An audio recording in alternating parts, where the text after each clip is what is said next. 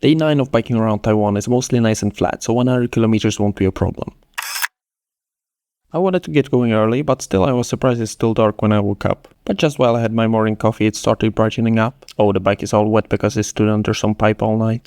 Today's starting point is already on a hill, but we climb a bit farther up to get a nice view over the city of Taichung, before heading a long downhill and past a graveyard, which is pretty distinctive in Taiwan, where every grave is almost like a mini temple. The nice and long descent takes me to another city and onto this super busy street that had many stalls and also breakfast shops, so I stopped for some soy milk, xiaobing, and peanut butter fruit sandwich. I also stocked up for later with some super ripe papaya, cashews, and batteries for my computer mouse. Then my plan was to visit a historical railway roundhouse, which they turned into a little theme park, but I was too early, so I had to skip that. And today the sun was getting real hot, so I had to take some precautions to avoid getting too toasted. And to quench some thirst, I stopped by this roadside coconut vendor, and they even poured it into my empty bottle. Then along the way I saw all kinds of random sculptures, including the house from Up, and for lunch I stopped at a family mart for some vegetarian onigiri and chestnuts, which are surprisingly pleasant snack, and I finished that insanely juicy papaya. By the way, if your laundry isn't completely dry, try fastening it somewhere on a bike, works like a charm.